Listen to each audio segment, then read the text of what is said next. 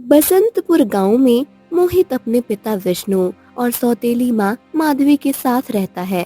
उसकी सगी माँ की मृत्यु उसके जन्म के समय ही हो गई थी। इसी कारण गांव वाले उसे अशुभ मानते थे और उससे दूरी बनाकर रखते थे। अरे मोहित बेटा, जाकर कोई काम धंधा क्यों नहीं देखता? ऐसे ही दिन भर बैठा रहेगा। पिताजी, मैं गया था काम की तलाश में, लेकिन मुझे कहीं भी कोई काम नहीं मिला। अरे काम तब मिलेगा जब ढूंढेगा। ऐसे ही मुंह लटका कर लौट आएगा तो क्या मिलेगा? तेरे पिता ने तुझे सर पर चढ़ा रखा है। जब तक कोई काम नहीं मिलता इस घर में कदम मत रखना। चला जा यहाँ से। माँ, मैं आज फिर कोशिश करता हूँ, कुछ न कुछ जरूर मिलेगा। हाँ।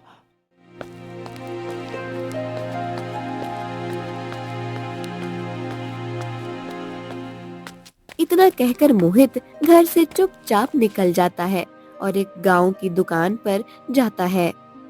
भैया, मुझे कोई काम दे दो। मैं मन लगाकर मेहनत करूंगा। आप जो कहोगे मैं वो सारा काम कर दूंगा। बस आप मुझे कोई भी काम दे दो भैया। अरे तुझे काम दूं? अरे चल भाग यहाँ से। तेरे जैसे अब शगुनी को कौन रखेगा है? भैया, मैंने क्या किया है? अरे पिछली बार सेठ ने तुझे रखा था, उसी दिन उसकी मौत हो गई। ये कोई इंतफाक नहीं था, समझे? भैया, वो पहले से ही बीमार थे, इसमें मेरी कोई गलती नहीं है। मुझे बस काम चाहिए भैया। नहीं नहीं, यहाँ से जा। मेरे यहाँ तेरे लिए कोई काम नहीं है। अरे मुझे नहीं मरना। हाँ, तू जा यहाँ से भाई। हाँ।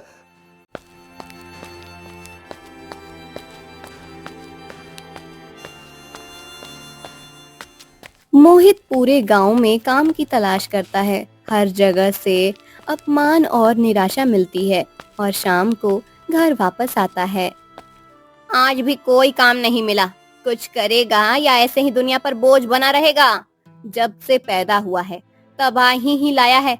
माँ को खा गया। जहाँ काम करता है वहाँ अनहोनी हो जाती है।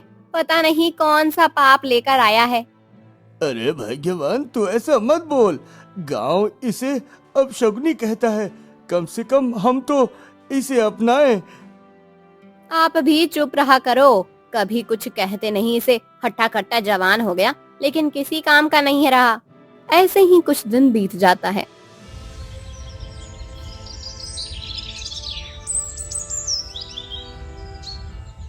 फिर एक दिन माधवी, सीने में बहुत तेज जलन हो रही है। सांस नहीं ले पा रहा हूँ। क्या हुआ जी? रुको, मैं वैद्य जी को बुलाती हूँ। माधवी दौड़ती है और वैद्य को लेकर आती है और वैद्य विष्णु का जांच कर रहा होता है। माधवी, कहते हुए मुझे बहुत दुख हो रहा है कि विष्णु अब इस दुनिया में नहीं रहा। इसको मरे हुए 1 घंटे से ऊपर हो गया है। हे भगवान, नहीं नहीं, ऐसा नहीं हो सकता। उठिए ना जी, आप मुझे छोड़कर नहीं जा सकते हो। ये क्या हो गया है मेरे साथ? तभी मोहित दौड़ता हुआ आता है। माँ, पिताजी को क्या हुआ? उठिए ना पिताजी, देखिए मैं आया हूँ। उठिए ना पिताजी। अब और क्या देखेगा?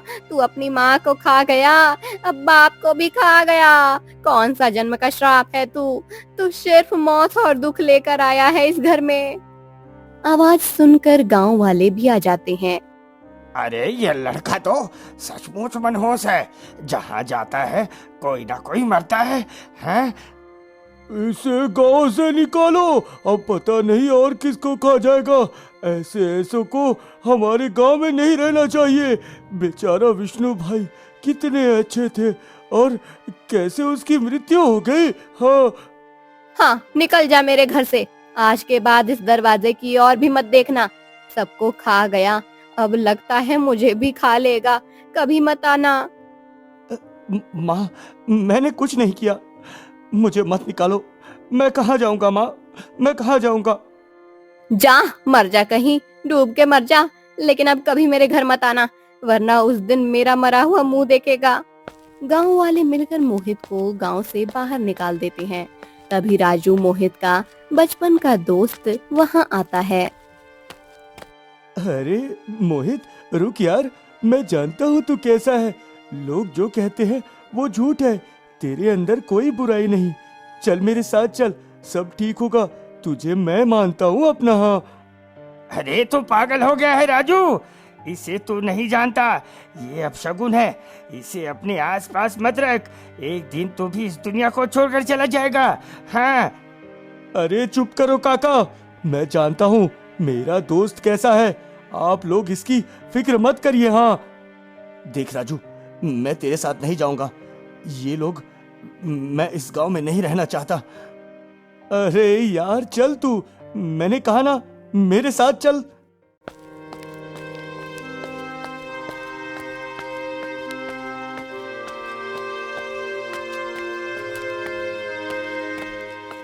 राजू जबरदस्ती मोहित को साथ अपने घर ले आता है। तो इसे घर लेकर क्यों आया है राजू? इसे जाने दे, इसके घर से अपशगुन की हवा आती है। माँ, ये मेरे बचपन का दोस्त है, मैं इसे नहीं छोड़ सकता। ये अब हमारे साथ इसी घर में रहेगा। माँ, ये कैसी जिद है राजू? मैंने कहा ना इसे जाने दे। ये अपशगुन है, जिसके घर भी जाता है वहाँ कुछ न कुछ बुरा जरूर होता है। मैंने भी सुना है। हरिया कह रहा था कि गांव वालों ने इसे निकाल दिया और तू इसे अपने साथ ले आया। राजू, मैंने साफ कहा ये हमारे घर में नहीं रहेगा, निकाल इसे बाहर। माँ, अगर तुमने इसे घर से निकाला तो मैं भी ये घर छोड़कर चला जाऊंगा और फिर कभी वापस नहीं लौटूंगा। नहीं बेटा, तू ऐसा मत कर। तू मेरा इकलौता बेटा है, तू ऐसा नहीं कर सकता। तो फिर मेरा दोस्त भी यही रहेगा, आखिरी बात। हाँ। अच्छा ठीक है, जैसी तेरी मर्जी। जब तुझे ठोकर लगेगी ना, तभी तुझे अक्ल आएगी। इसके बाद कुछ दिन तक मोहित राजू के घर पर रहता है।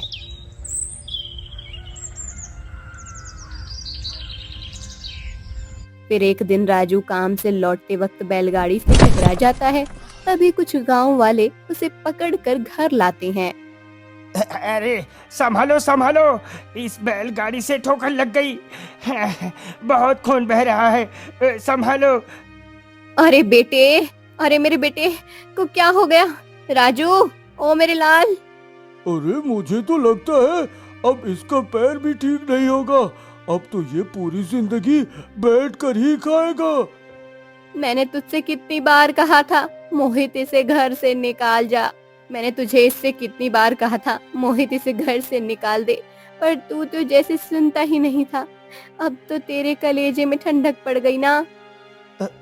माँ, तुम मोहित को क्यों कह रही हो? इसमें उसकी कोई गलती नहीं है। चुप कर, अब तू एक शब्द और बोला ना तो मुझसे बुरा कोई नहीं होगा। मोहित, अगर तुझ में जरा भी शर्म बची है ना तो मेरा घर छोड़ दे और मेरी बेटे की जिंदगी से चला जा, और फिर कभी इस घर की तरफ मुड़कर मत देखना। ठीक है, अगर यही आपकी मर्जी है तो मैं चला जाता हूँ। अरे मोहित, तू कहीं जाएगा नहीं मेरा दोस्त। तू यहीं रहेगा यार। नहीं यार, अब मुझे जाने दे, नहीं तो तेरी माँ और भी ज्यादा नाराज होगी। तू खुद तकलीफ में है, फिर भी मेरे लिए लड़ रहा है। मैं तुम्हें इस हालत में नहीं देख सकता दोस्त।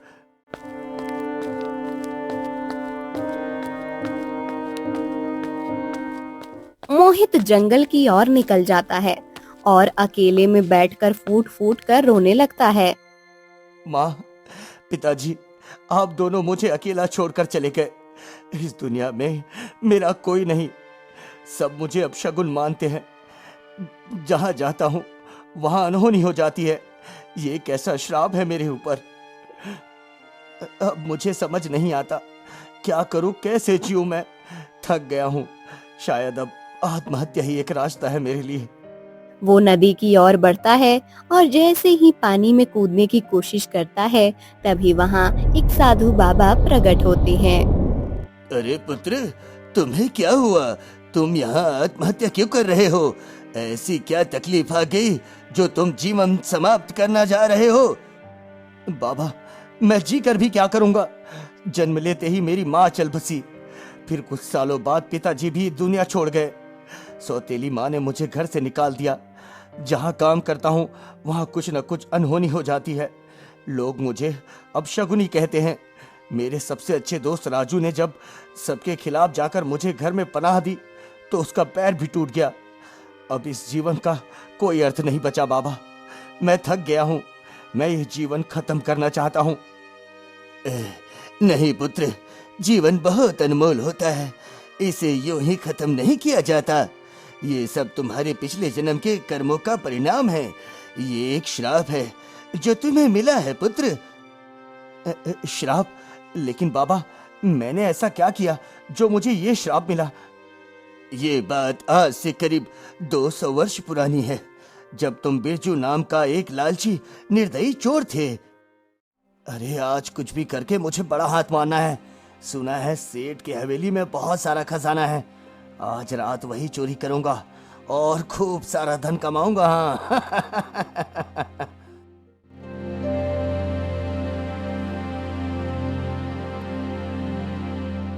रात होते ही बिरजू सेठ के घर में घुसता है, तिजोरी से जेवर और पैसे निकालता है और भाग जाता है। अरे वाह, आज तो किस्मत ही खुल गई।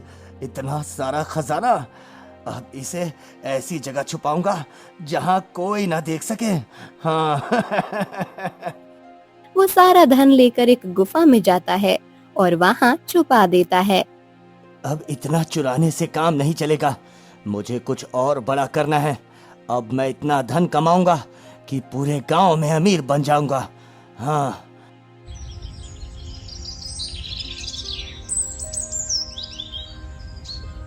अगले दिन गांव में एक व्यक्ति बिरजू से कहता है, अरे बिरजू, तू फिर यहाँ वही हरकतें कर रहा है। सुना है जमींदार की हवेली में चोरी हो गई, पूरा खजाना उड़ गया। अरे काका, किसने चुराया मुझे क्या पता। जरूरी है हर बार मेरा ही नाम लिया जाए। देख बिरजू, हमारे गांव में तुझसे बड़ा कोई चोर नहीं। तेरे अलावा कोई ऐसा नहीं कर सकता। हाँ काका, आपके पास कोई सबूत है क्या? क्या आपने मुझे चोरी करते हुए देखा? नहीं ना? फिर झूठा इल्जाम क्यों लगाते हो? अरे तेरा ये लालच एक दिन तुझे ले डूबेगा बिरजू। हमने तुझसे बहुत बार कहा है कि सुधर जा, नहीं तो तेरा अंत बहुत बुरा होगा बेटा। हाँ। अरे जाओ काका, बहुत ज्ञान मत दो। ये उपदेश मुझे नहीं चाहिए। हाँ।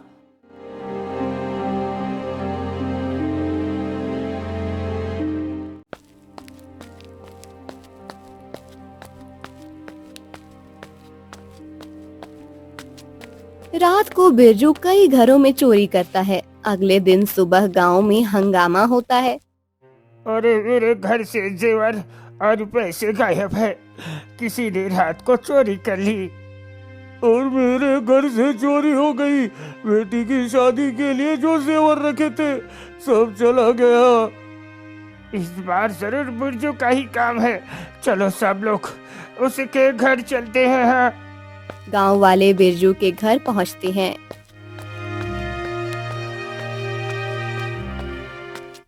बिरजू, तूने हमारे घरों की चोरी की है। ये तूने बहुत गलत किया।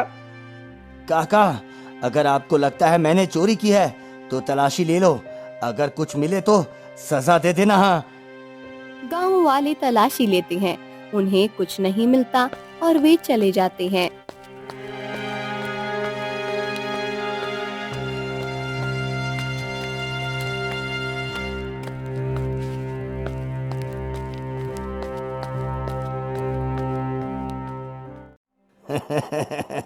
फिर से बच गया। अब मुझे कुछ ऐसा करना होगा जिससे मैं राजा बन जाऊं। हाँ।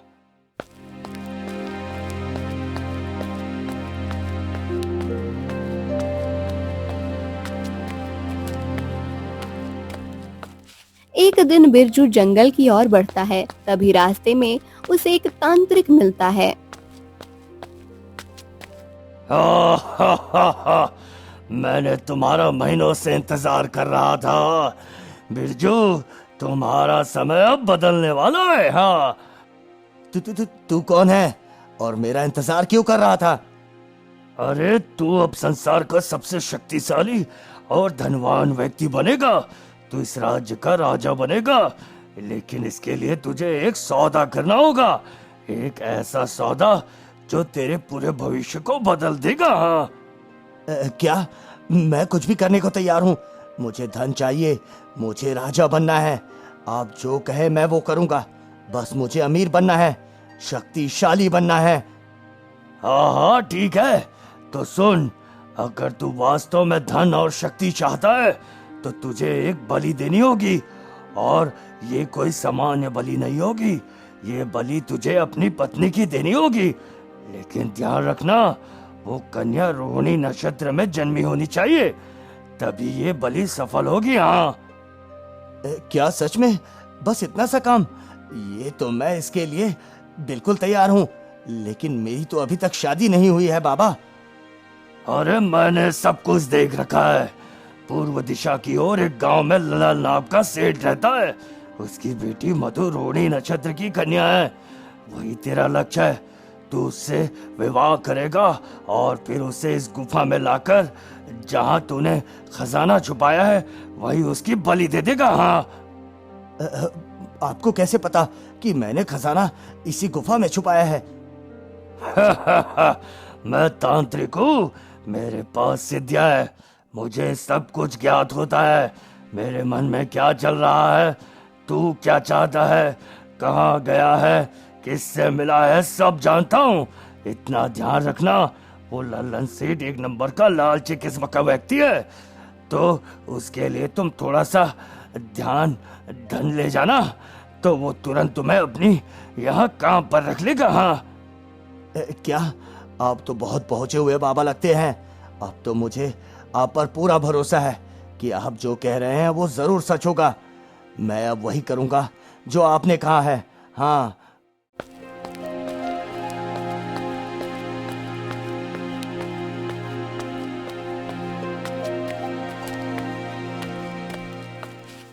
इतना कहकर बिरजू वहाँ से चला जाता है।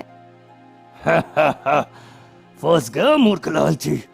अब वही करेगा जो मैं चाहूंगा। अब असली खेल शुरू होगा। अरे अब मुझे किसी भी हालत में लल्लन सेठ की बेटी को पटाना होगा। मुझे राजा जो बनना है। अब तो यही मेरा रास्ता है। हाँ, कुछ समय बाद बिरजू तत्तापुर गांव की ओर बढ़ता है।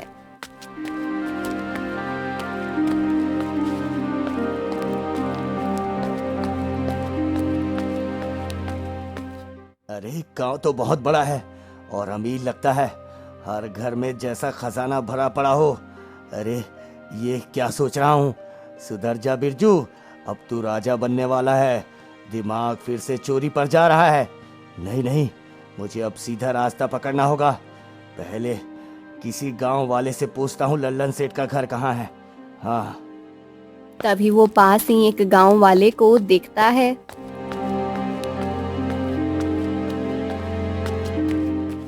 अरे ओ भाई, अरे क्या आप बता सकते हैं लल्लन सेठ का घर कहाँ है? लल्लन सेठ का घर सामने से बाएं मुड़ते ही पहला मकान है, पर तुम उससे क्यों मिलना चाहते हो? मैं बहुत दूर से आया हूँ, उनसे कुछ जरूरी काम के सिलसिले में। हाँ, अच्छा, जाओ तुम्हारा काम बन जाए। अच्छा, धन्यवाद भाई।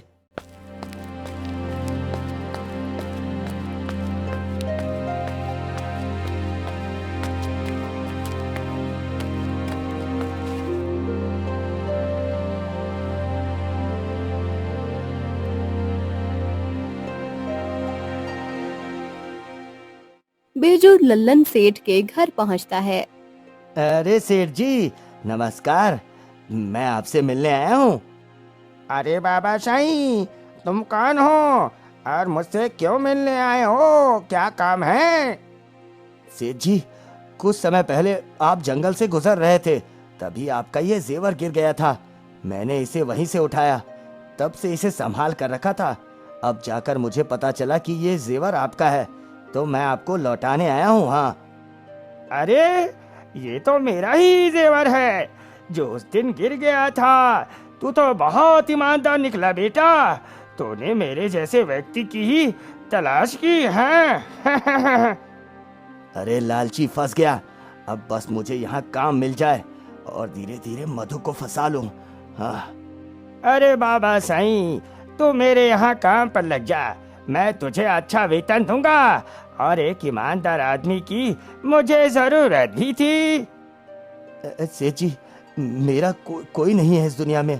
अगर आप मुझे रख ले तो मैं आपका शुक्रगुजार रहूंगा। बिरजू अब सेठ के घर काम करने लगता है। एक दिन मधु को देखता है। ये वही है मधु, लल्लन सेठ की बेटी। यही है जो मुझे राजा बना सकती है। अब इसे पटाना ही होगा। हाँ। धीरे धीरे मधुर बातों से मधु से नजदीकियां बढ़ाने लगता है। फिर एक दिन, मधु, तुम बहुत सुंदर हो, तुम्हारा स्वभाव भी बहुत अच्छा है। मैं तुम्हें पसंद करता हूँ और मैं चाहता हूँ कि तुम मेरी जीवन संगनी बनो। क्या तुम मुझे पसंद करती हो? नहीं बिरजू, ऐसा मत कहो। मैं इस तरह की बातें नहीं समझती और ना ही मुझे इन बातों में पड़ना है। इतना कहकर मधु वहाँ से चली जाती है। कोई बात नहीं, अभी नहीं तो कुछ दिन बाद सही। मैं हार मानने वाला सिर्फ नहीं हूँ। हाँ।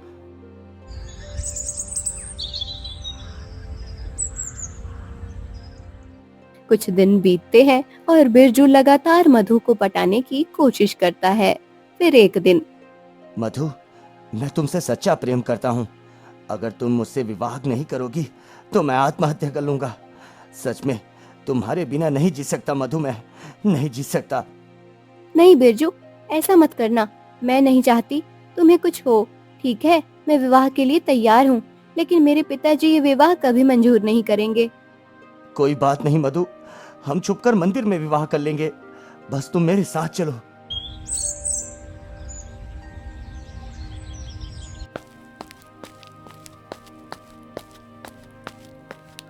मधु मान जाती है और बिरजू उसे लेकर गांव से बाहर निकलता है और एक मंदिर में उससे विवाह कर लेता है। मैंने कभी सोचा भी नहीं था कि तुम मुझसे इतना प्रेम करते हो। आज तुमने मुझे जीवन साथी बना लिया है। अब हम दोनों एक नई जिंदगी शुरू करेंगे। हाँ मधु, क्यों नहीं। अब तो हम हमेशा साथ रहेंगे। लेकिन उससे पहले मैं तुम्हें एक जगह ले जाना चाहता हूँ जहाँ मेरे माता पिता की समाधि है। हर शुभ अवसर पर मैं वहाँ जाकर आशीर्वाद लेता हूँ। आज हमारे जीवन का सबसे बड़ा शुभ दिन है, तो चलो वहीं चलते हैं। हाँ। हाँ बिरजू, ये तो और भी अच्छी बात है। हम अपने नए जीवन की शुरुआत आशीर्वाद से करेंगे। चलो। बिरजू मधु को लेकर गुफा में पहुंचता है। तभी वहां तांत्रिक आता है।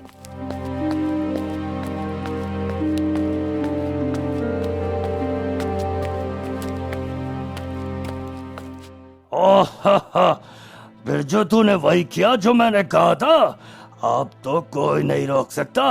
अब तू राजा बनेगा और सर्वशक्तिशाली होगा। हाँ। ये कौन है? ये क्या कह रहा है? ये सब क्या है बिरजू? ये वही कह रहा है जो सच है मधु। मैं तुझे यहाँ आशीर्वाद लेने नहीं बल्कि बलि लेने आया हूँ, क्योंकि तेरी बलि से मुझे अपार शक्ति और धन मिलेगा। मैं इस राज्य का राजा बनूंगा। हाँ। क्या ये सब तुमने पहले से प्लान किया था? क्या तुमने मेरा विश्वास तोड़ा? तुमने मुझे धोखा दिया? हाँ मधु, यही मैं चाहता था। जब मैंने तेरे पिता को थोड़ा सा जेवर दिया तो वो मुझ पर भरोसा कर बैठा। जब मैंने तुमसे मीठी बातें की, तू भी अपने माँ बाप को छोड़कर मेरे साथ चल पड़ी। हाँ। अब समय आ गया है बलि का। ये बलिदान अब पूरा होगा, तभी ये यज्ञ पूर्ण होगा। हाँ। तुम दोनों ने जो किया वो पाप है। मैं तुझे श्राप देती हूँ। जिस तरह आज मैं इस गुफा में तड़प कर मरूंगी, उसी तरह तुम भी हर जन्म में तड़प तड़प कर मरोगे। तुम्हारा अंत कभी शांत नहीं होगा। तांत्रिक तलवार से मधु की बलि दे देता है। महाराज, अब बलि पूरी हो गई। अब तो मुझे शक्ति मिलेगी। बताइए मुझे, मैं कब से राजा बनूंगा? अब मुझे और इंतजार नहीं हो रहा। मूर्ख, तुझे क्या लगा मैं तुझे राजा बनाऊंगा? मुझे एक ऐसी कन्या की बलि चाहिए थी जो विवाहित हो और रोहिणी नक्षत्र की हो, और दूसरी बलि चाहिए थी एक लालची पापी नर की जिसकी आत्मा तृष्णा से भरी हो। तू वही है। अब तेरी बारी है। हाँ। अरे नहीं नहीं, ऐसा मत करो। मैंने सब किया जो तुमने कहा। बस मुझे मत मारो, मुझे मत मारो। तांत्रिक बिरजू की भी बलि दे देता है। यही थी तुम्हारी पिछली जन्म की कहानी पुत्र। यही कारण है कि आज तक तुम्हें शांति नहीं मिली। तुम्हारी आत्मा इस पाप के बोझ से बंधी हुई है और मधु की आत्मा भी उस गुफा में ही भटक रही है। उसे आज तक मुक्ति नहीं मिली पुत्र। महाराज, मैं मधु से मिलना चाहता हूँ। मैं उसे क्षमा मांगना चाहता हूँ। मैं इस जन्म में उसे मुक्ति दिलाना चाहता हूँ महाराज। तो फिर जाओ, उस गुफा के अंदर दाहिनी दिशा में एक चट्टान के पीछे तुम्हें एक पुरानी गुफा मिलेगी। वहीं तुम्हें उसका अंतिम स्वरूप मिलेगा। हाँ।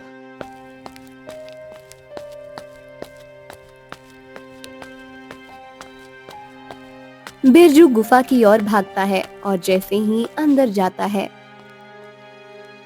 रुक जा तू, इस गुफा में आगे नहीं जा सकता। तू वही है जिसने मुझे धोखा दिया था। मैं पिछले 200 वर्षों से इस तंत्र की बेड़ियों में बंधी हुई हूँ। मेरी आत्मा आज तक मुक्ति के लिए तरस रही है। जिस दिन तूने मेरी बलि दी, उसी दिन से तेरा अंत भी लिखा जा चुका है। तू हर जन्म में ऐसे ही तड़पता रहेगा जैसे मैं तड़प रही हूँ। मधु, मैं बहुत पछताया हूँ। मैंने जो किया वो मेरी सबसे बड़ी भूल थी। मुझे उसका दंड मिला। मैं 2 जन्मों से भटक रहा हूँ। अब मैं बस चाहता हूँ कि तुम्हें मुक्ति मिले। मुझे रास्ता बताओ, मैं कुछ भी करने को तैयार हूँ। अगर तू सच में चाहता है कि मुझे मुक्ति मिले, तो मुझे तेरी बलि चाहिए। जैसे तूने मुझे मारा, वैसे ही मुझे तेरा खून चाहिए, तभी मुझे शांति मिलेगी।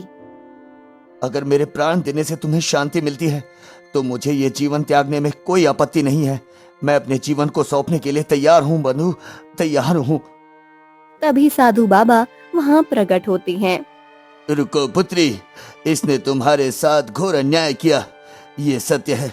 लेकिन इसने 2 जन्मों तक इसकी सजा भुगती है। इसने अपने अपराध का पश्चाताप किया है। इसे एक अवसर दो पुत्री। ठीक है बाबा, अगर आप कह रहे हैं तो मैं इसे माफ करती हूँ, लेकिन मुझे बस मेरी मुक्ति चाहिए। मैं अब और तड़पना नहीं चाहती। साधु महाराज, मुझे बताइए, मैं कैसे मधु को मुक्त कर सकता हूँ? मैं कुछ भी करूंगा महाराज। तो सुन पुत्र, तुझे उस वन में जाना होगा जहाँ से सिर्फ तपस्वी ही लौटते हैं। वहां से तुझे एक नील कमल लाना होगा। वही कमल जैसे ही तू उस गुफा में मधु के चरणों में चढ़ाएगा, उसकी आत्मा को शांति मिलेगी। लेकिन ध्यान रखना, उस वन में कई कठिनाइयां आएंगी। तुझे साहस दिखाना होगा। मैं किसी भी कठिनाई से नहीं डरता महाराज। मैं इस बार कुछ खोना नहीं चाहता। मैं मधु को मुक्त करके ही रहूंगा। बिरजू नील कमल की खोज में निकल पड़ता है। हे भगवान, मैंने कितना बड़ा पाप किया था। मेरे हाथों एक निर्दोष की बलि चढ़ी थी। मैंने कैसे कर दिया था? मुझे उस पाप से मुक्ति पानी है। मुझे किसी भी हालत में वो नील कमल चाहिए। मुझे मधु को आजाद करना ही होगा, चाहे मुझे अपनी जान ही क्यों ना देनी पड़े। तभी उसे एक बच्चे की रोने की आवाज सुनाई पड़ती है। अरे, इतने घने जंगलों में एक बच्चे की रोने की आवाज। मुझे जाकर देखना चाहिए, कोई खतरे में तो नहीं। मोहित थोड़ी दूर जाता है तो उसे एक बच्चा दिखाई पड़ता है।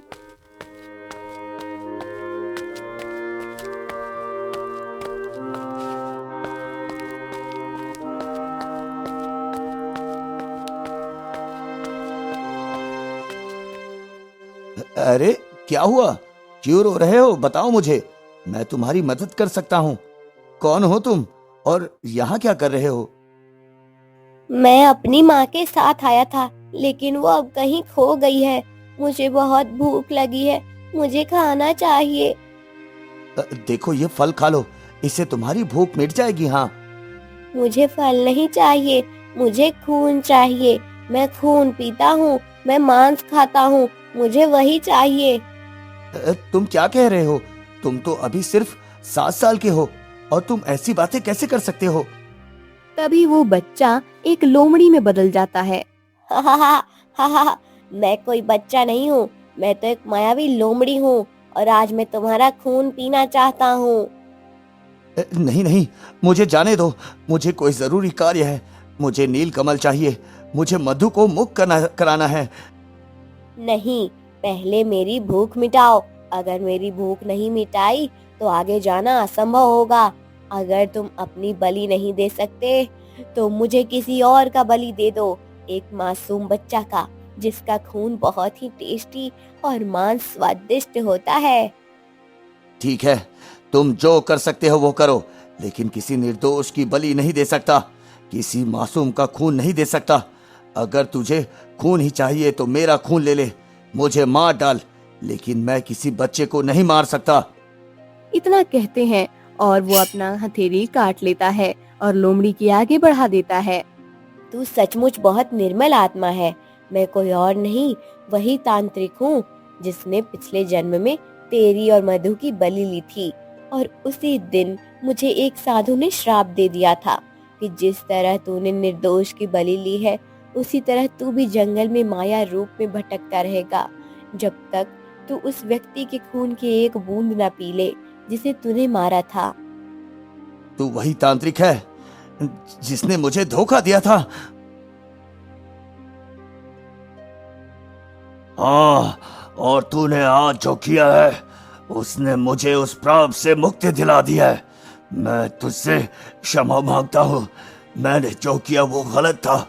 मैं अपने लालच में अंधा हो गया था। आज मुझे मोक्ष मिला है। हाँ, जाओ आत्मा, अब तुम शांति से विश्राम करो और मैं अपने पापों का सजा पूरा करूंगा। आत्मा विलीन हो जाती है। अब मुझे जल्दी नीलकमल की तलाश करनी है। शायद वो ज्यादा दूर नहीं होगा, पर मुझे संभल कर जाना होगा।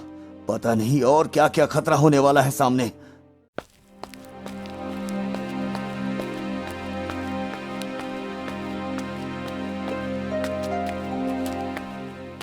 मोहित आगे बढ़ता है और नदी के किनारे पहुंचता है। वह देखता है वहां पर 3 चीजें होती हैं, धन, इज्जत और मधु की आत्मा। अरे ये क्या, नदी में इतना सारा धन तैर रहा है और कोई भी नहीं आसपास। ये किसका हो सकता है? बताओ मोहित, तुम्हें क्या चाहिए? देखो सामने बहुत धन है, रत्न ले लो, तुम्हें कभी कमी नहीं होगी। तुम्हारी पूरी जिंदगी ऐश्वर्य से भरी रहेगी। मुझे चुनो मोहित, मैं तुम्हें वो इज्जत दूंगा जिसकी तुमने कल्पना भी नहीं की होगी। तुम्हारे नाम के कसीदे पढ़े जाएंगे, तुम राजा बनोगे, सम्मानित हो जाओगे। नहीं मोहित नहीं, तुम फिर वही गलती मत करना। तुमने पिछले जन्म में मुझे धोखा दिया, अब फिर से मत गिरो। इस बार मुझे धोखा मत देना। मधु, इस बार मैं तुम्हें धोखा नहीं दूंगा। मुझे ना धन चाहिए ना इज्जत। जब तक एक आत्मा तड़प रही हो तो ऐसे धन और इज्जत का क्या करना जो किसी के काम ना आए। मैं सिर्फ तुम्हारी मुक्ति चाहता हूँ। तू सचमुच पवित्र आत्मा है। तूने धन और इज्जत को त्याग कर एक आत्मा की शांति को चुना है, इसलिए ये लो नीलकमल। नीलकमल नदी से बाहर आता है और मोहित उसे उठा लेता है। अब मैं आ रहा हूँ मधु, तुम्हें तुम्हारी मुक्ति दिलाने नीलकमल लेकर।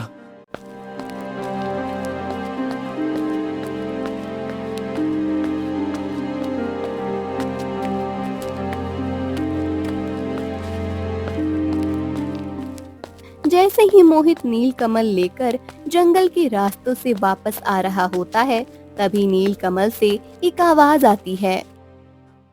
ठहरो, मैं तुम्हारे साथ जब जाऊंगा जब तुम मेरे प्रश्न के उत्तर दोगे। ठीक है, मैं तुम्हारे प्रश्न का जवाब देने के लिए तैयार हूँ। पूछो, क्या है तुम्हारा प्रश्न? सोच लो, अगर तुमने गलत जवाब दिया तो मैं यही तुम्हारे हाथों से गायब हो जाऊंगी और फिर कभी दोबारा मुझे देख नहीं पाओगे तुम। हाँ, मैंने सोच लिया। तुम अपना प्रश्न पूछो। कल्पना करो, एक तरफ तुम्हारे पिता और सौतेली माँ डूब रही हो, दूसरी ओर तुम्हारी सगी माँ जो वर्षों बाद जीवित मिली हो वो डूब रही हो, और तीसरी ओर मधु जिसकी आत्मा इस लोक में बंधी है और जिस मुक्ति दिलाने का संकल्प तुमने लिया है वो भी डूब रही हो।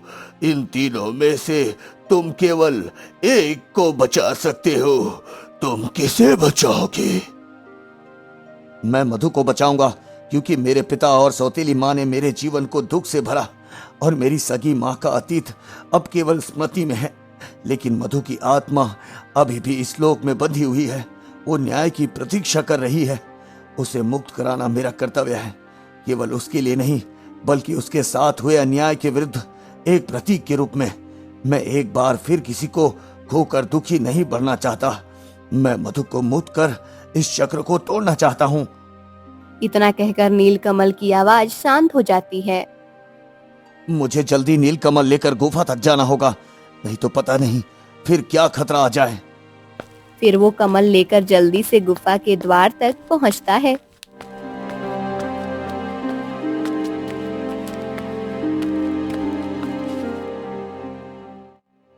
ये लो मधु, वो कमल जो मैंने तुम्हारे लिए लाया है।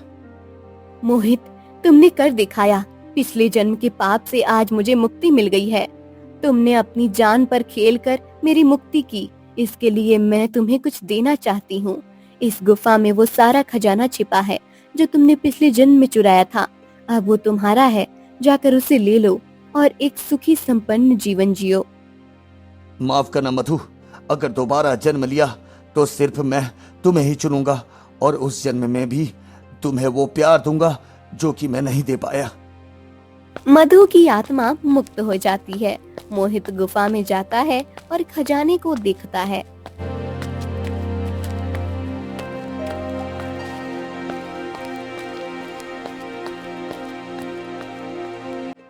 इतना सारा सोना, ये सब मैंने भी कभी चुराया था। अब मैं इसे उन सबको लौटाऊंगा जिनको इस खजाने की सख्त जरूरत है। फिर मोहित गांव की ओर लौटता है। रास्ते में भीख मांगते राजू को देखता है। कुछ दे दो भाई, भगवान के नाम पर कुछ दे दो। अरे राजू, तू भीख मांग रहा है? अरे क्या करूं भाई, पैर टूट गया, कोई काम नहीं देता, माँ बीमार है, घर में खाने तक को नहीं है कुछ। राजू, अब तुझे भीख नहीं मांगनी पड़ेगी, चल मेरे साथ। मोहित राजू को उसके घर ले जाता है। सुषमा दरवाजा खोलती है। तू फिर आ गया, क्यों आया है अब? माँ जी, मैं इस बार आपको अकेले नहीं छोड़ूंगा। राजू मेरा दोस्त है और मैं उसका साथ जरूर दूंगा। मोहित थैली से धन निकाल कर राजू को देता है। अरे भाई, इतना सारा धन कहाँ से आया? बस तू ये समझ ले, मैंने सबका लिया था, अब सबको वापस लौटाने का वक्त आ गया है। गांव में मोहित मंदिरों और गरीबों को धन बांटता है। अरे मोहित, इतना सारा धन कहाँ से लाया? अरे छोड़ो यार, पहले बेचारा अपशगुनी समझा जाता था, अब किस्मत पलटी है तो तुम्हें जलन हो रही है क्या? जो ये कर रहा है अच्छा कर रहा है ना? मोहित ने तो कमाल कर दिया। जिन्हें खाने को नहीं था, आज उनके घर दूसरों का भी चूल्हा जल रहा है। हम गांव का मुखिया सामने आता है। अब तुम इस गांव के सम्मानित निवासी हो। तुमने वो कर दिखाया जो कोई नहीं कर सका। तुम्हारे कारण कई जिंदगियां बची है। अब ये गांव हमेशा तुम्हारा रहेगा बेटा। मैं भी इसी गांव को अपना समझता हूँ और मेहनत से जीवन जीऊंगा, ईमानदारी से।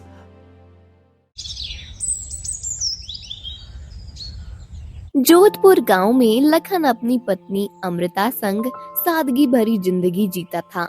कई बरसों की प्रतीक्षा के बाद उनके घर बेटा हुआ, जिसका नाम उन्होंने मोहित रखा। अमृता, मैं सोच रहा हूँ जो हमारा बेटा इतने बरसों बाद हुआ है, तो क्यों ना हम उसे कमला माई के पास लेकर जाए और उसका भविष्य जान ले, क्योंकि गांव के सभी लोग मानते हैं कि उसकी भविष्यवाणी कभी गलत नहीं होती। और शायद हमें भी ये जानना चाहिए कि हमारे बेटे की किस्मत में क्या लिखा है? जी, आप कैसी बातें कर रहे हैं? हमारा मोहित तो अभी केवल 6 महीने का है। इतने छोटे बच्चे को आप उस बुढ़ी औरत के पास कैसे लेकर जाएंगे? मैं नहीं चाहती कि हमारे बेटे को किसी भी तरह की नजर लगे। आप उसे कहीं नहीं ले जाएंगे। अरे देखो अमृता, पूरे गांव वाले उन पर विश्वास करते हैं, तो हमें भी अपने बेटे का भविष्य जानने का पूरा हक है। तुम चिंता मत करो, तुम आराम करो, मैं खुद इसे लेकर जाता हूँ, और जब सब ठीक रहेगा तो तुम्हें भी सुकून मिलेगा। हाँ। नहीं जी, आप नहीं जाओगे। मैं नहीं चाहती कि आप इतने छोटे बच्चे को लेकर बाहर निकलें। भगवान ने हमें इतने सालों बाद ये संतान दी है और मैं इसे खोने का ख्याल भी नहीं सह सकती। तभी गांव की एक औरत आ जाती है। क्या हुआ बहन जी, क्यों तुम दोनों आपस में झगड़ रहे हो? क्या बात है, कहो तो सही।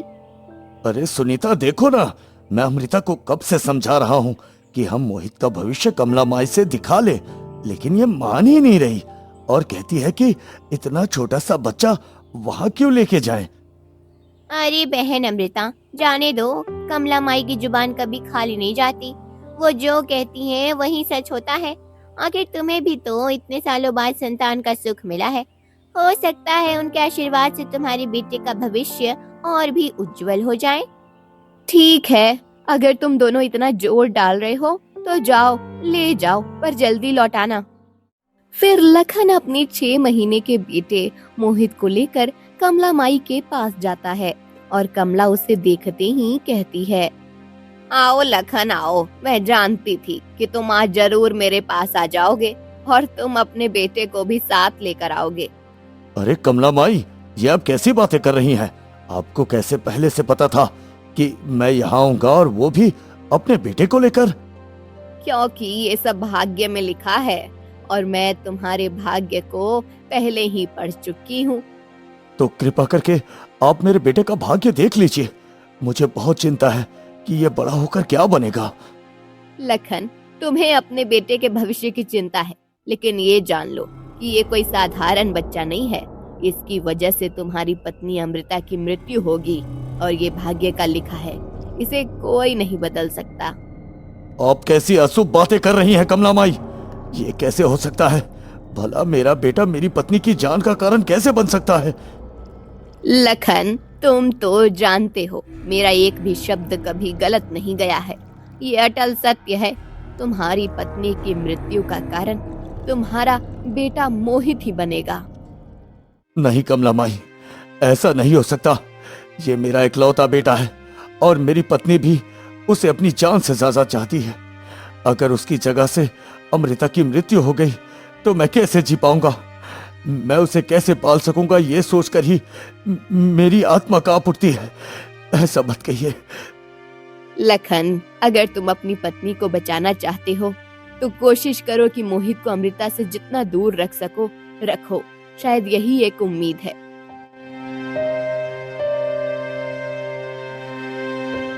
फिर लखन उदास होकर अपने बेटे को लेकर घर आ जाता है। क्या हुआ जी?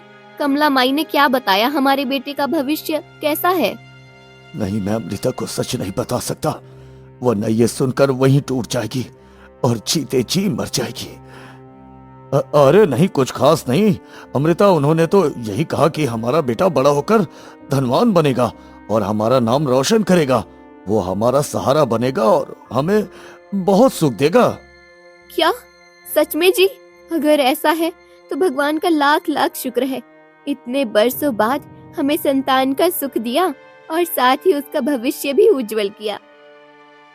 लेकिन भीतर ही भीतर लखन टूट चुका था। उसके दिल में डर बैठ गया था। एक और उसका बेटा और दूसरी ओर उसकी पत्नी अमृता, दोनों ही उसकी जान से प्यारे थे, पर कमला माई की भविष्यवाणी उसके दिल को रोज रोज खाए जा रही थी। ऐसे ही धीरे धीरे समय बीतता है और देखते ही देखते मोहित 18 साल का हो जाता है और उसके आसपास की सभी घटनाएं अजीब होने लगती हैं।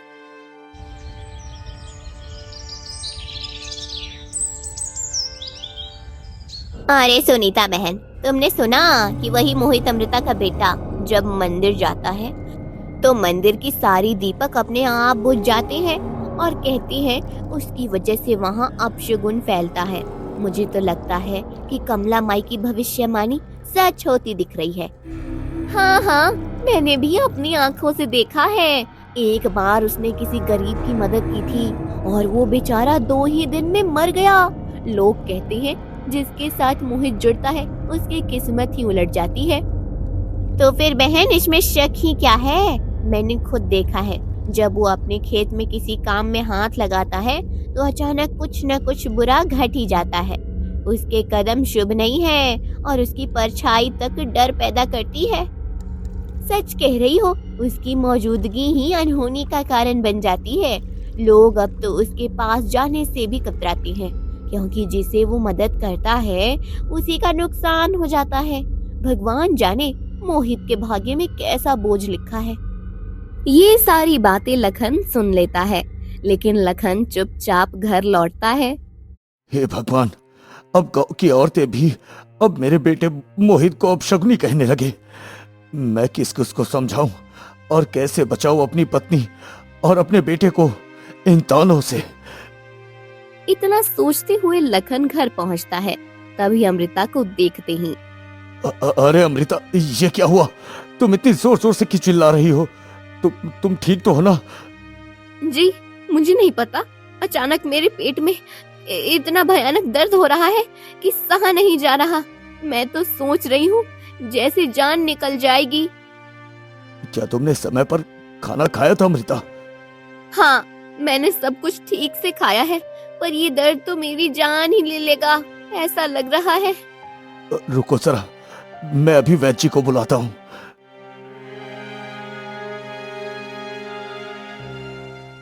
लखन दौड़कर वैद्य जी को ले आता है और वैद्य पूरी जांच करता है। वैद्य जी, देखिए मेरी पत्नी को क्या हो गया? उसके पेट में इतना भयानक दर्द क्यों हो रहा है? कृपया बचा लीजिए वैद्य जी, बचा लीजिए।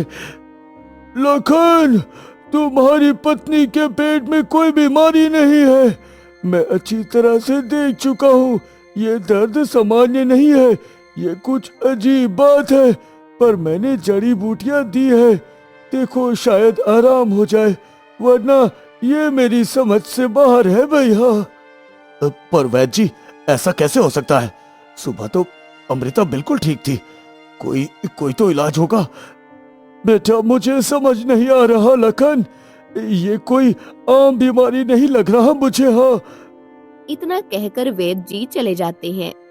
हे भगवान, ये क्या हो गया? मेरी अमृता तो अभी ठीक ही थी, अचानक दर्द क्यों? कहीं कमला माई की वो भविष्यवाणी सच तो नहीं हो रही? नहीं, ऐसा नहीं हो सकता।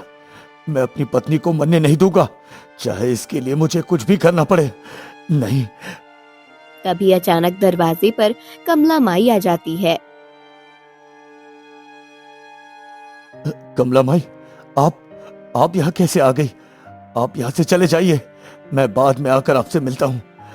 अभी अमृता की तबीयत ठीक नहीं है, अब चले जाइए यहाँ से।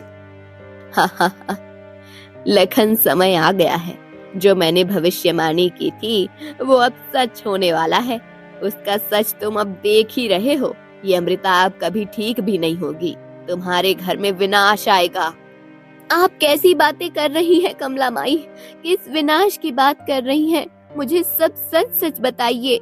लखन, अब छुपाने का वक्त खत्म हो गया है। तुम्हें अमृता को सच्चाई बता ही देनी चाहिए, क्योंकि वो समय आ चुका है।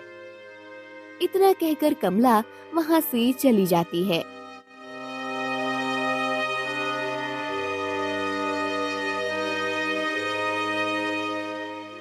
अमृता, सच तो ये है, कमला माई ने कहा था कि तुम्हारी मृत्यु हमारे बेटे मोहित की वजह से होगी। वही तुम्हें मारेगा, वही तुम्हारे जीवन का अंत बनेगा।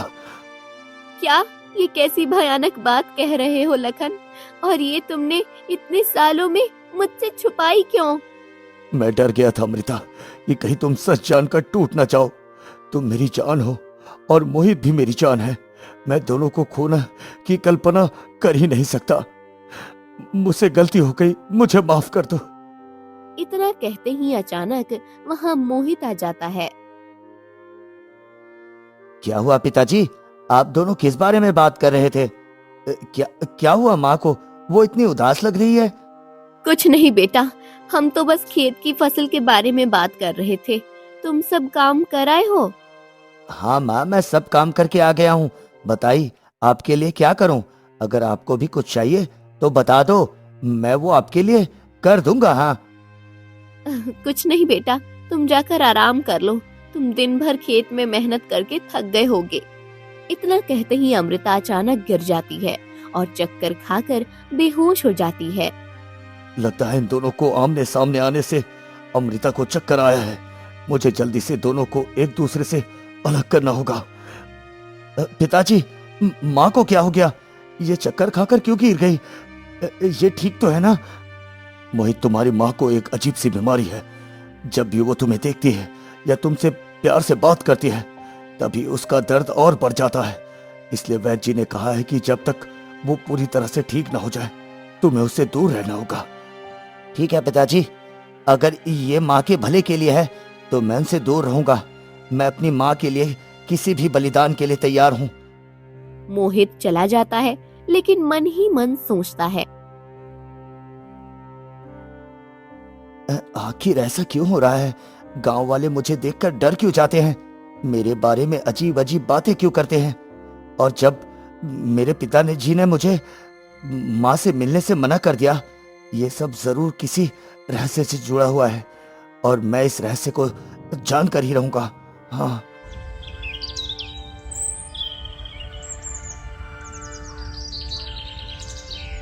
कई दिन बीत जाते हैं। मोहित अपनी माँ को नहीं देख पाता और अमृता भी बेटे को देखने को तरस जाती है। लखन, मुझे बताओ, मेरा बेटा कहाँ है? कई दिनों से उसने मुझे देखा तक नहीं। ना तो कमरे में आता है, ना मेरे पास बैठता है। आखिर हुआ क्या है? अरे अमृता, मोहित खेत खलिहान के कामों में बहुत व्यस्त रहता है। उसी में उलझा रहता है, इसलिए तुम्हें समय नहीं दे पा रहा है। नहीं, ये सच नहीं है। काम कितना भी हो, बेटा माँ से मिलने नहीं आएगा, ऐसा कभी भी हो नहीं सकता। तुमने ही जरूर उसे मेरे सामने आने से रोका है। तुम क्यों ऐसा कर रहे हो लखन? देखो अमृता, मैं तुम्हें खोना नहीं चाहता। तुम मेरी जान हो। मैंने जो किया तुम्हें बचाने के लिए किया। हाँ, मैंने मोहित को दूर रखा तुमसे, क्योंकि कमला माई की बात मेरे दिमाग में गूंज रही थी कि मोहित ही तुम्हारी मृत्यु का कारण बनेगा। लखन, क्या तुम इतने सालों बाद अपने बेटे से मुझे जुदा कर दोगे? मैं उसके बिना जी नहीं सकती। वो मेरा बेटा है, मेरे खून का रिश्ता है। चाहे मौत ही क्यों ना हो, मैं उसे दिखे बिना एक पल भी नहीं रह सकती। तुम नहीं समझोगे अमृता। अगर मैंने तुम्हें और मोहित को मिलाया तो तुम्हें खो दूंगा, और अगर दूर रखता हूँ तो तुम्हारी नफरत मिलती है, और मैं क्या करूं? गुस्से में और टूटे दिल से लखन घर से बाहर चला जाता है। तभी मोहित आंधी बात सुन लेता है। माँ और पिताजी शायद मेरी वजह से लड़ रहे हैं, शायद मेरी वजह से। अगर मैं यहाँ ना रहूं तो शायद सब कुछ ठीक हो जाए। मुझे यहाँ से चले जाना चाहिए। मोहित घर से निकल जाता है और गांव में इधर उधर भटकने लगता है। तभी एक व्यक्ति को देखता है और उसके पास जाता है।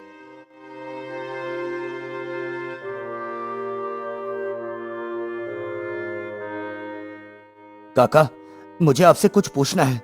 आखिर गांव वाले मुझसे ऐसे क्यों डरते हैं? सब मेरे बारे में अजीब बातें क्यों करते हैं? मुझे अपने बारे में पूरा सच जानना है। अरे तू मेरे दरवाजे पर क्या कर रहा है? अरे जा यहाँ से, तेरे कदम शुभ नहीं है। तू जहाँ जाता है वहाँ शुभ होता है। चल निकल जा यहाँ से, सुनाई नहीं देता तुझे? चल निकल। अरे, आप सब मुझे देखकर इस तरह की बातें क्यों करते हो? मुझे कुछ समझ नहीं आता। मुझसे इतना नफरत क्यों करते हो तुम लोग? पर वो आदमी उसका कोई जवाब नहीं देता और अपने घर में चला जाता है। ये तो सच है, मैं सबके दुखों की वजह हूँ। माँ भी मुझसे दूर है, पिताजी भी मजबूर हैं, गांव वाले भी मुझे अपशगुनी कहते हैं। सब झगड़े की जड़ मैं ही हूँ।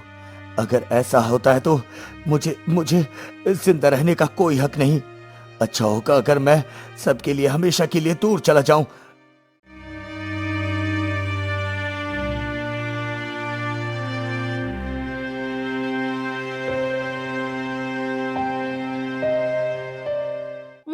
घर से बहुत दूर निकल जाता है और एक सुनसान सड़क के किनारे पहुंचकर अपना सिर पत्थर पर पटकने लगता है।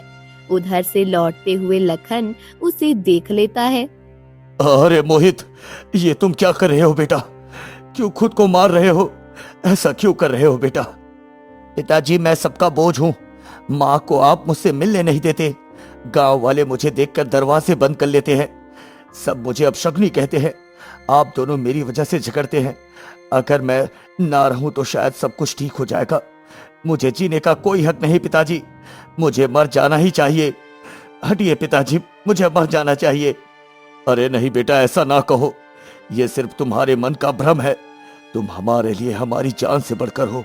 हाँ, गांव वाले क्या कहते हैं मुझे परवाह नहीं, पर यह सच है कि मैं और तुम्हारी माँ तुमसे बेहद प्यार करते हैं। तुम्हारे बिना हमारा जीवन अधूरा है बेटा, अधूरा है। लखन उसे कसकर गले लगाता है। देखो बेटा, ऐसा कभी सोचना भी मत। तुम्हें जीने का हक नहीं। तुम हमारी रूह का टुकड़ा हो, हमारी सांसों की वजह हो। चलो, घर चलो मेरे साथ। और लखन उसे संभाल कर घर वापस ले आता है। तभी अचानक दरवाजे पर कमला भाई फिर आती है। लखन, अमृता, समय आ गया है। मैंने जो कहा था वही सच होगा। तुम्हारे बेटे मोहित का भाग्य तभी बदलेगा जब वो अपना बलिदान देगा। क्या आप कैसी बातें कर रही हैं कमला?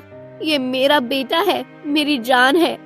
आपने पहले ही जहर बो दिया था कि वही मेरी मौत का कारण बनेगा, और अब आप कह रही हैं कि उसे अपने प्राण देने होंगे। ऐसा कभी नहीं हो सकता। मैं माँ हूँ, अपनी आंखों के सामने अपने बेटे का बलिदान होते नहीं देख सकती। अमृता, तुम माँ हो इसलिए तुम्हें ये सब असंभव लगता है, लेकिन भाग्य से बड़ा कोई नहीं। जितना भागोगी उतना ही सत्य तुम्हारे सामने आएगा। मोहित जहाँ भी जाएगा अनहोनी घटेगी। उसका बोझ सिर्फ उसके बलिदान से ही मिट सकता है। नहीं, ये सब झूठ है। भगवान ने किसी भी बच्चे को अपशगुनी नहीं बनाया। अगर उसने जन्म दिया है तो उसकी जिंदगी का भी कोई उद्देश्य है। आप झूठ बोल रही हैं कमला माई। आप हमें डराती हैं, लोगों के मन में जहर भरती हैं। मैं झूठ नहीं बोलती अमृता, मेरा हर शब्द सच्चाई है। जिसे चाहो परख लो। ये बच्चा जब तक जीवित रहेगा उसकी परछाई मौत बनकर तुम्हारे घर के दरवाजे पर मंडराती रहेगी। नहीं माई, ऐसा मत कहो। मैं अपनी पत्नी और अपने बेटे दोनों को नहीं खो सकता। आप जो कह रहे हो मैं भी सुन पा रहा हूं। क्या कोई और रास्ता नहीं? कोई पूजा पाठ, कोई उपाय? मैं अपनी जान भी दे दूंगा, पर बेटे और पत्नी को कुछ नहीं होने दूंगा। बताइए कमला माई, बताइए। माई, आपने कभी माँ का दिल नहीं समझा। मेरे लिए मेरा बच्चा ही सब कुछ है। अगर उसका बलिदान ही इस भाग्य को बदलने का रास्ता है तो सुन लो। पहले मेरी सांसें थमेंगी, उसके बाद ही कोई मेरे बेटे को छू भी पाएगा। हाँ हाँ, कहती रहो, लेकिन वक्त आने पर भाग्य तुम्हें झुकने पर मजबूर करेगा। तब तुम्हें मेरे शब्द याद आ जाएंगे। इतना कहकर कमला माई वहाँ से निकल जाती है।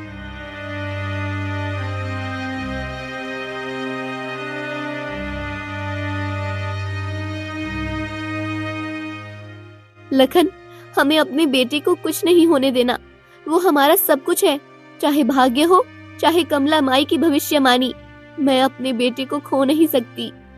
हाँ अमृता, अब मैं कसम खाता हूँ, चाहे भगवान को ही क्यों ना चुनौती देनी पड़े, मैं मोहित को कुछ नहीं होने दूंगा। मोहित चोरी चोरी सब सुन लेता है और मन में बुदबुदाता है। तो क्या मैं ही अपशगुनी हूँ? सचमुच मेरी वजह से मेरी माँ की जान जाएगी? नहीं, मैं अपनी माँ की मौत का कारण कैसे बन सकता हूँ? अगर मेरी मौत से माँ और पिताजी सही सलामत रहेंगे तो मुझे जीने का कोई हक नहीं। मैं अपनी जान दे दूंगा ताकि मेरे माता पिता खुश रह सके। लखन, मोहित खाना खाकर सो गया है। हाँ, वो भी बहुत परेशान था। अपने आप को लेकर कैसे कैसे उसे समझा कर घर लाया हूँ। अगर उसे इस बारे में पता चल गया कि तू हो तो पता नहीं क्या करेगा। इसलिए हमें अपने बेटे को ज्यादा ध्यान रखना होगा।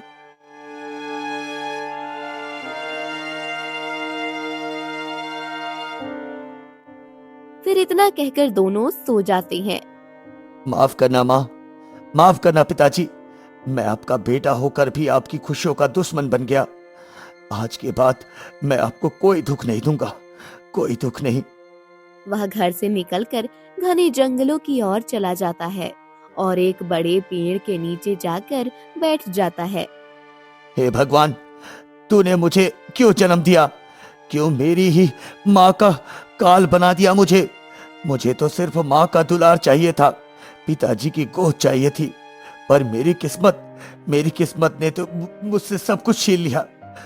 अब मैं तुझसे सिर्फ यही मांगता हूँ कि मेरी मौत मेरी माँ की जिंदगी बन जाए, मेरी माँ की जिंदगी बन जाए। तभी झाड़ियों में से एक चमकती आंखों वाली लोमड़ी निकलती है।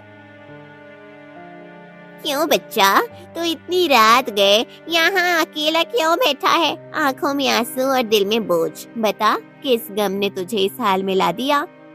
तू कौन है? जानवर होकर इंसानों की तरह कैसे बोल रही है? लेकिन शायद तू ही मेरे सवालों का जवाब दे सके।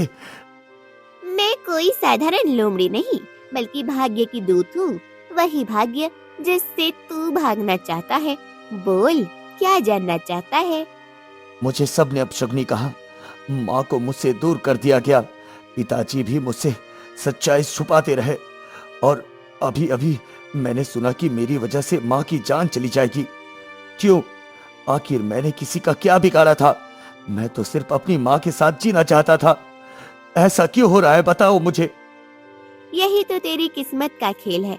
तू जन्म से ही एक बोझ लेकर आया है। तेरे जीने का मतलब है तेरी माँ की मौत, और तेरी माँ की सांसें बचेंगी तो तेरा दिल टूटेगा। तो फिर मैं क्या करूं? मैं अपनी माँ की मौत का कारण नहीं बन सकता। अगर मेरी कुर्बानी से मेरी माँ की जान बच सकती है तो मैं पीछे नहीं हटूंगा। पर मुझे बताओ, मुझे करना क्या होगा? भाग्य बदलने का एक ही उपाय है बच्चे। इंसान को अपना सबसे प्रिय त्याग करना पड़ता है। तेरे लिए सबसे प्रिय क्या है? मेरे लिए सबसे प्रिय मेरी खुद की जिंदगी है, क्योंकि अगर मैं जिंदा हूं तो ही माँ से प्यार कर सकता हूं। लेकिन अगर मेरी जिंदगी ही माँ की जान ले ले तो इसका क्या मतलब? सही समझा तूने। तुझे अपनी ही सांसों का त्याग करना होगा। तेरे जीते जी तेरी माँ कभी चैन से नहीं जी पाएगी, लेकिन तेरी मौत से उसका जीवन बच जाएगा। तो यही भाग्य का लिखा है मेरे लिए। अगर मेरी मौत से मेरी माँ की जान बचेगी तो मैं हंसते हंसते अपनी कुर्बानी दे दूंगा, हंसते हंसते। याद रख बच्चा, सच्ची कुर्बानी वही होती है जो बिना शोर के दी जाए। पर तेरे बलिदान से सिर्फ तेरी माँ ही नहीं, पूरे गांव का भविष्य भी बदल जाएगा। ठीक है, अब मैं डरूंगा नहीं। मैं अपनी माँ की जान बचाने के लिए खुद को मिटा दूंगा। यही मेरी किस्मत है और यही मेरा धर्म भी। तभी लोमड़ी अपनी शक्ति से एक आग का घेरा बना देती है। देखो, ये तेरी किस्मत की अग्नि है। इसमें कूदेगा तो भाग्य खुद तुझसे सवाल पूछेगा। अगर तू सचमुच अपनी माँ से प्यार करता है तो इसमें कूद जा। ये आग ही तेरी परीक्षा है। मेरी माँ मेरी दुनिया है, उसके लिए मैं कुछ भी कर सकता हूँ, चाहे मौत क्यों ना हो। इतना कहकर मोहित आग में कूद जाता है। तभी चमत्कार होता है, आग मोहित को छूती भी नहीं है। ये कैसा चमत्कार है? मैं क्यों नहीं चला? क्या मैं मर भी नहीं सकता? ऐसा कैसे हो सकता है? नहीं बच्चा, तेरी मौत लिखी ही नहीं है। किस्मत तुझसे खेल रही है, पर अभी आखिरी पत्रा लिखना जाना बाकी है। इसका मतलब ये है कि तू अपनी माँ को बिना मरे भी बचा सकता है, मगर उसके लिए तुझे एक कठिन काम करना होगा। कठिन काम? कौन सा काम? बताओ मुझे, मैं सब करूंगा। बस मेरी माँ की जान बच जाए, मैं सब करने को तैयार हूँ। तेरी माँ की जीवन की डोर एक सांप से बंधी हुई है। वो सांप तुझे छूने से नहीं, तेरे भीतर के अंधकार से जुड़ा है। उस अंधकार को मिटाना होगा। उसके लिए तुझे उस काम को करना होगा जो तेरे लिए सबसे असंभव है। स्वार्थ को त्याग कर निस्वार्थ प्रेम का सबसे बड़ा प्रमाण देना। निस्वार्थ प्रेम? मैंने तो हमेशा माँ से सिर्फ प्रेम किया है, उसमें स्वार्थ कहाँ था। तू अपनी माँ से इसलिए प्रेम करता है क्योंकि वो तेरी माँ है, मगर सच्चा प्रेम तब है जब तू किसी अजनबी के लिए वही कर सके जो अपनी माँ के लिए करता है। भाग्य का श्राप तभी टूटेगा जब तू अपने हृदय की अग्नि से दूसरों के दुख जलाकर राख कर देगा। उत्तर दिशा में एक गांव से दूर एक पुराना कुआं है। उस कुएं में सदियों से बंद एक आत्मा है। वही श्राप का कारण है। जब तक वो आत्मा मुक्त नहीं होगी, तेरी माँ हर सांस के साथ तड़पती रहेगी। आत्मा?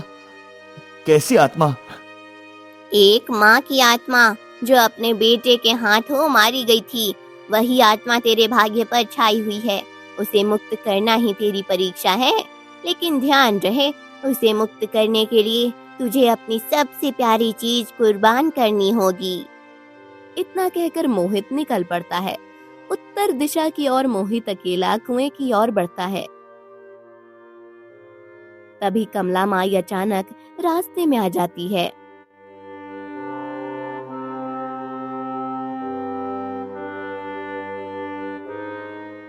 अरे मोहित, कहाँ जा रहा है तू? ये रास्ता मौत की ओर जाता है। मत जा उधर, वहाँ तो भयंकर आत्माएं बसी हैं। तू जिंदा नहीं लौट पाएगा। कमला माई, मैं अपनी माँ को बचाना चाहता हूँ, चाहे उसके लिए मुझे अपनी जान भी क्यों ना देनी पड़े। मैं तैयार हूँ, अब मुझे रोको मत। बेटा, मैं तुझे रोक नहीं सकती, पर चेतावनी जरूर दूंगी। उस कुएं में जो आत्मा है वो खेल नहीं है। उसने बड़े बड़े तपस्वियों को निगल लिया है। सोच ले। माई, सोचने का वक्त अब बीत चुका है। मैं पीछे नहीं हटूंगा। हट जाइए माई, हट जाइए। इतना कहकर मोहित आगे बढ़ जाता है। जंगल और भी डरावना हो जाता है। जैसे जैसे वहां कुएं के करीब आता है, चीखें और अजीब आवाजें चारों ओर गूंजने लगती हैं।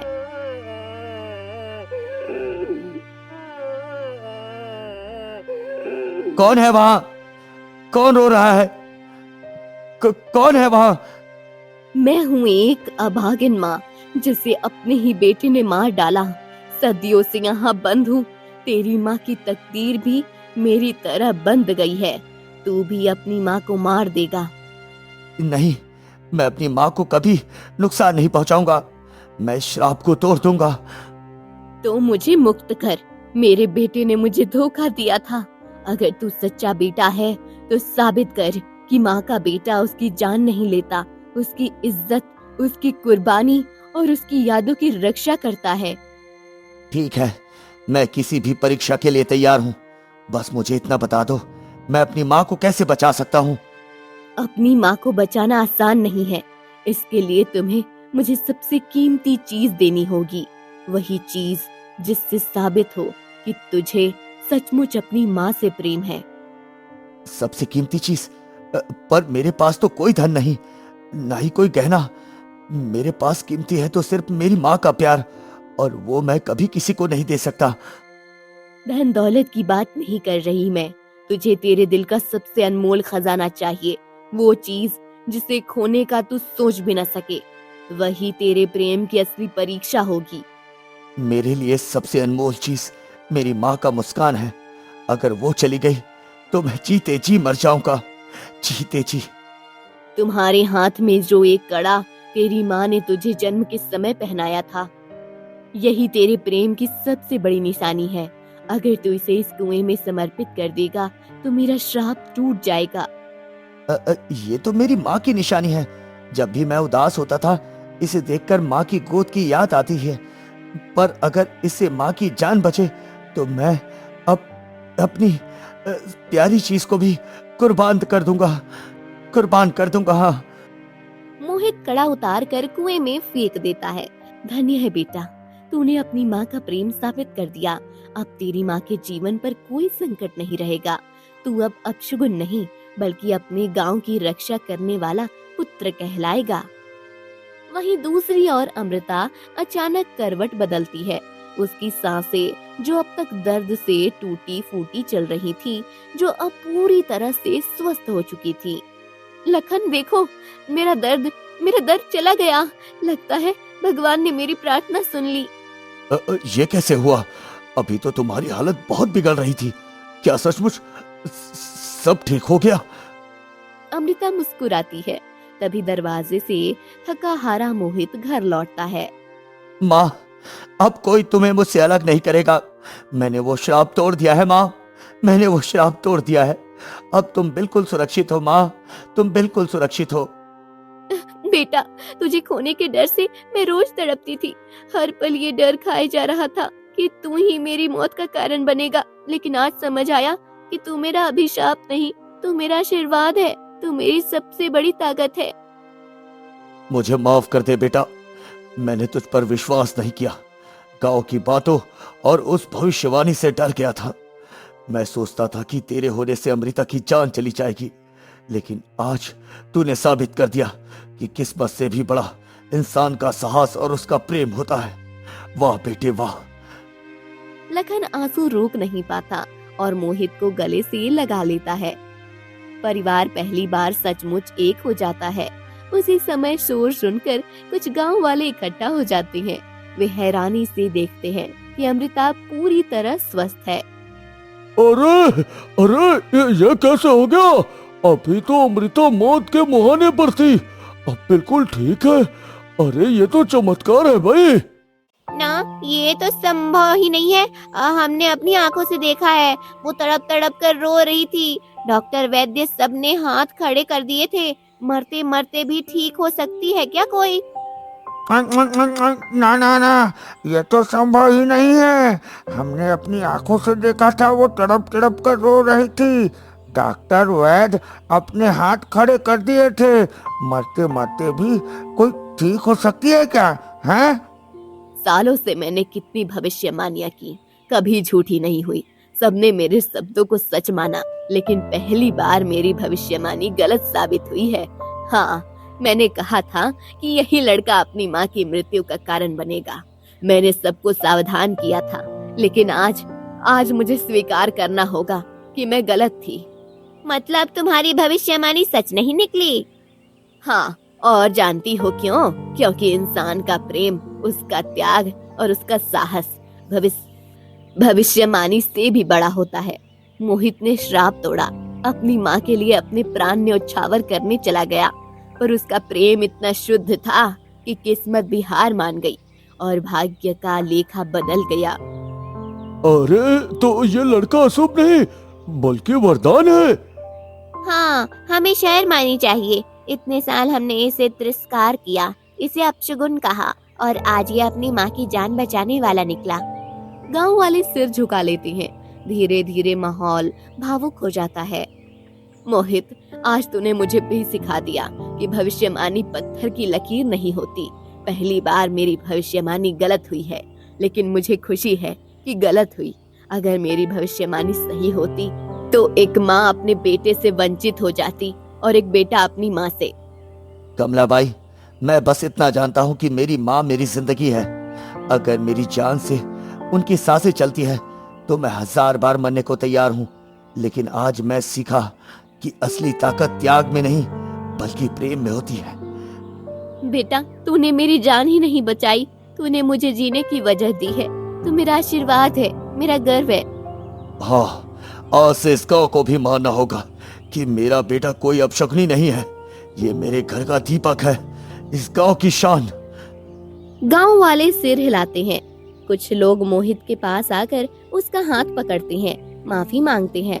माहौल श्रद्धा और अपनापन से भर जाता है। कमलाबाई आसमान की ओर देखती है और गहरी सांस लेकर कहती है, हाँ, हे ईश्वर, पहली बार मेरी भविष्यवाणी गलत हुई है, लेकिन आज मेरी आत्मा को सच्ची शांति मिली है। फिर उस दिन के बाद सभी खुशी खुशी रहने लगते हैं और मोहित अपने हिम्मत और साहस की वजह से अपशगुन का कलंक हटा लेता है।